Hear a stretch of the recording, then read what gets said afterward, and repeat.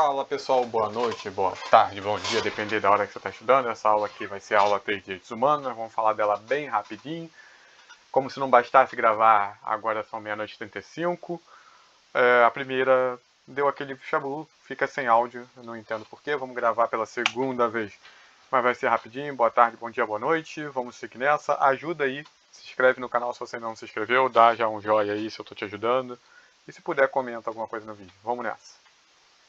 Bem rápida essa, tá? Só para você ter ali o conhecimento do que trata os artigos da Declaração Universal de Direitos Humanos. A gente já falou isso, então vamos de forma rápida e objetiva ler o preâmbulo e depois nós não vamos ler artigo por artigo para não ficar enfadonho. Vamos só falar rapidamente os direitos que estão previstos ali. Aí você já tem ideia de todos eles e você consegue matar as questões.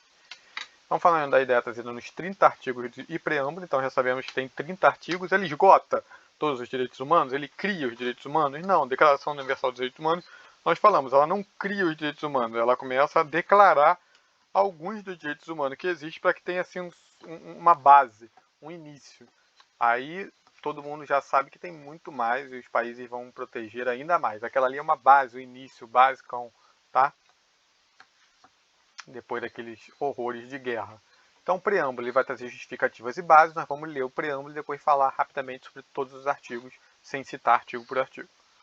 Então vamos lá, o preâmbulo. Considerando que o reconhecimento da dignidade inerente a todos os membros da família humana e de seus direitos iguais e inalienáveis é o fundamento da liberdade, da justiça e da paz do mundo, ou seja, ele considera que todos são membros da família humana, tá vendo? Aquela coisa de fato de ser humano, acabou. Já é membro da família humana, já tem direitos humanos, tá? Considerando que o desprezo e o desrespeito pelos direitos humanos resultaram em atos bárbaros que ultrajaram a consciência da humanidade e que o advento em um mundo em que mulheres e homens gozam de liberdade de palavras de crença, liberdade, ou seja, a gente está falando aqui de um pós-guerra, né? Campo de concentração, todos aqueles horrores que tiveram na Segunda Guerra Mundial. Então, considerando o desprezo a isso tudo e que você tem como ali aspiração a homens e mulheres com direitos iguais, liberdades e tudo mais, considerando ainda ser essencial que os direitos humanos sejam protegidos pelo império da lei, para que o ser humano não seja compelido como último recurso à rebelião contra a tirania e o opressor, ou seja, a lei deve proteger esses direitos humanos, porque uma vez que a lei não protege esses direitos humanos e o ser humano em si seja ali tratado de forma desumana, o último recurso dele vai ser se rebeliar, vai ser causar uma rebelião, vai ser ir contra essa tirania. Então, para que esse último recurso do ser humano, que é a rebelião, não aconteça, que não seria também agradável, então que a lei proteja esses direitos humanos, é isso, para que ele não se rebele. Considerando ser essencial promover o desenvolvimento das relações amistosas entre as nações, ou seja, aqui entre as nações, considerando que o povo das Nações Unidas reafirmam na Carta sua fé nos direitos fundamentais do ser humano, na dignidade, no valor da pessoa humana e na igualdade dos direitos do homem e da mulher, que decidiram promover o progresso social e das melhores condições de vida e uma liberdade mais ampla, considerando que os países membros se comprometeram a promover a cooperação, ou seja, os países se comprometem, considerando ainda que uma compreensão comum desses direitos e liberdades é da mais alta importância para o pleno cumprimento desse compromisso, ou seja, o que eu falei para vocês, não é que ele está criando os direitos humanos, mas aqui, ó, considerando que, olha lá, que uma compreensão comum desses direitos. Então, essa carta tenta trazer essa compreensão comum desses direitos e liberdades humanos. Agora, portanto, a Assembleia proclama o presente declaração, ou seja, vai proclamar esses direitos, certo? Então, o que traz esses 30 artigos, agora sem citar cada um para não ficar muito enfadonho? Ele vai falar de liberdade e igualdade para todos, ou seja, todo mundo tem direito à liberdade, ser tratado de forma igual, liberdade e igualdade para todos. Que não deve haver nenhuma discriminação, ou seja, não há discriminação. Vamos ter cuidado aqui em alguns pontos. Por exemplo, aí alguém pode vir e falar assim, não tem discriminação, mas tem a cota. Olha só, cuidado, a cota não é que é uma discriminação? É uma discriminação, mas é uma discriminação que o ordenamento já explica como uma discriminação positiva. Por quê? Porque o primeiro ali, ó, liberdade e igualdade, está comprometido. Não há uma igualdade, há uma desigualdade social. Então, para que se tenha uma igualdade, Neste momento está precisando haver uma espécie de discriminação para se igualar. Depois ninguém vai ser mais discriminado, todos têm que ser tratados igual. Essa é a ideia, tá? Então, que não haja nenhuma discriminação, liberdade e igualdade, direitos mais fundamentais. Ele entende como direitos mais fundamentais, ou seja, se essa é a Declaração Universal dos Direitos Fundamentais do ser humano, dos direitos humanos, direito mais que fundamental, um direito valiosíssimo ali é vida, liberdade e segurança pessoal. Vida, não só o direito de estar vivo, mas ter uma vida digna, liberdade, né? E uma segurança pessoal, se sentir seguro ali. Não escravidão e servidão, ou seja, não vai haver essa condição de ser escravo de ninguém em servidão. Não vai haver tortura, crueldade, tratamento degradante, não tem que haver isso. As coisas têm que ser resolvidas de outras formas. Direito de reconhecimento de personalidade jurídica, ou seja, o Estado, como ali no papel jurídico mesmo, né, da lei, reconhecer o cidadão. Lei tem que ser igual para todos, não tem que ter a ver castas e pessoas que recebem a lei de uma forma diferente do que as outras. A lei tem que ser igual para todos. Todos podem recorrer a essa lei, a essa justiça, quando estiver sofrendo injustiça. Que não vai haver prisão, detenção, nem asilo arbitrário. Não é que não vai haver prisão e detenção, mas para haver prisão e detenção vai ter que ter um processo legal, respeitando todas essas normas de direitos humanos. E tem que ter, para que alguém esteja preso, ele tem que estar cumprindo uma sentença legal ou pelo menos uma medida judicial. Ou seja, hoje em dia que alguém é preso de flagrante delito, esse flagrante tem que ser convertido numa prisão temporária, uma prisão preventiva, ou seja, tem uma medida judicial para isso. Direito, então, ele está ali, um processo legal, ele vai ter direito ao quê? A um julgamento. Esse julgamento tem que ser público, oficial, imparcial e justo.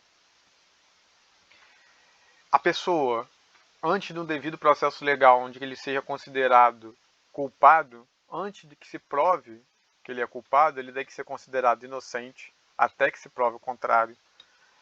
Ele não pode ser condenado por um fato que não era crime quando ele praticou, ainda que no dia seguinte criminalize aquele fato, mas no momento que ele praticou não era crime, então ele tem que ter uma segurança jurídica, senão repensou, eu quero criminalizar agora, eu vou criar o crime e agora você está preso. Não, ele estava respeitando a lei quando ele praticou aquele ato. Quando ele praticou não era crime. Então não pode ser condenado depois por um ato que não era crime anterior.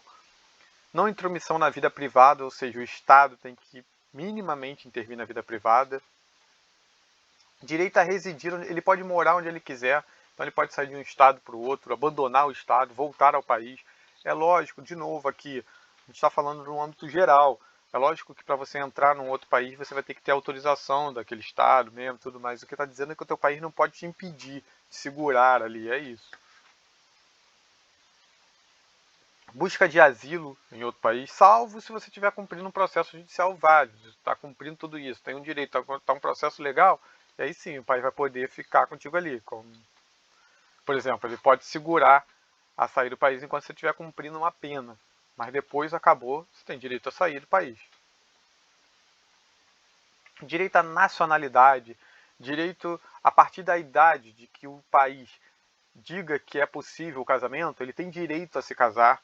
Aqui nós vamos ter algumas idades onde tem ali uma vedação ao regime de casamento, mas não ao direito de casar. A pessoa, por mais idade que tem, tudo, ela vai ter o direito de casar. Porque ela vai ter uma proteção, de repente, patrimonial, para não cair em algum golpe, mas direito a casar ele vai ter.